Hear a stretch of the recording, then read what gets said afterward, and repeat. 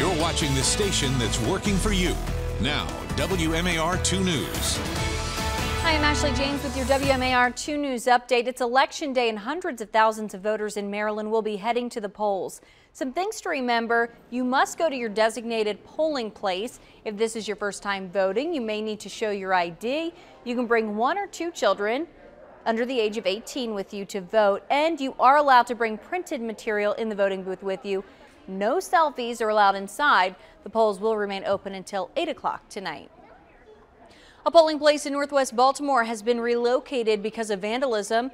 People voting at Towanda Recreation Center will now be voting at the Creative City Public Charter School at 2810 Shirley Avenue. If you need a ride to the polls, Uber and Lyft are both offering free or discounted rides today. White Marsh Mall does not have plans to put a new curfew policy in place for teens, despite a resolution that passed unanimously in the Baltimore County Council last night. Council members want the mall to make it mandatory that minors be accompanied by adults anytime after 5 p.m. on Fridays and Saturdays. But the measure they passed last night calling for that curfew was non-binding. So it'll be up to the mall's management to decide whether to impose the curfew or not. At this point, mall management tells us they have no plans to do it. Under Armour is responding to a scathing report by the Wall Street Journal about its work culture. The report says employees and executives, including CEO Kevin Plank, went with athletes and co-workers to strip clubs after events. The Wall Street Journal says the company often paid for the visits through corporate cards. Over a dozen employees said some of the top male executives behaved inappropriately with women who were invited to events based on their attractiveness. Now, Kevin Plank released a statement that reads, in part, "We believe that there is a systemic inequality in the global workplace, and we will embrace this moment to accelerate the ongoing meaningful cultural transformation that is already underway at Under Armour." Now from WMAR 2 News, Maryland's most accurate forecast.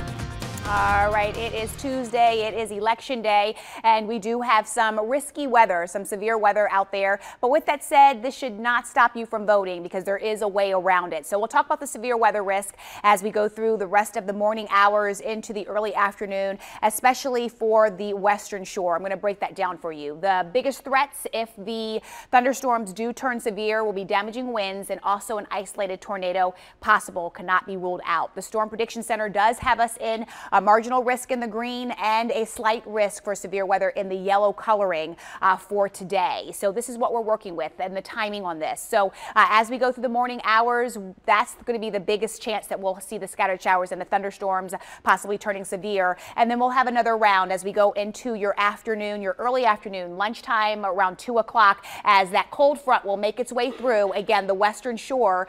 So if you're in this area, that's when you afterwards you can go vote.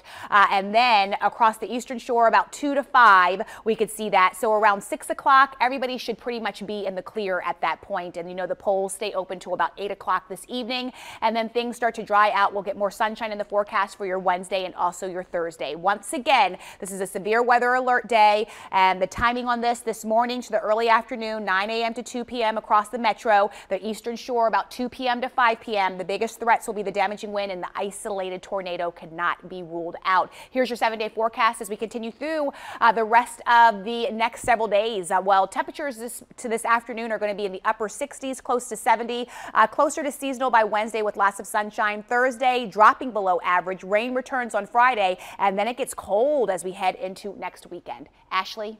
All right, thanks, Lynette. Stick with us online at WMAR2news.com for updates on top stories and breaking news. Also for news and weather while you're on the go, download the WMAR 2 News app. You can watch live radar and get breaking news sent straight to your phone. Thanks for watching. I'm Ashley James.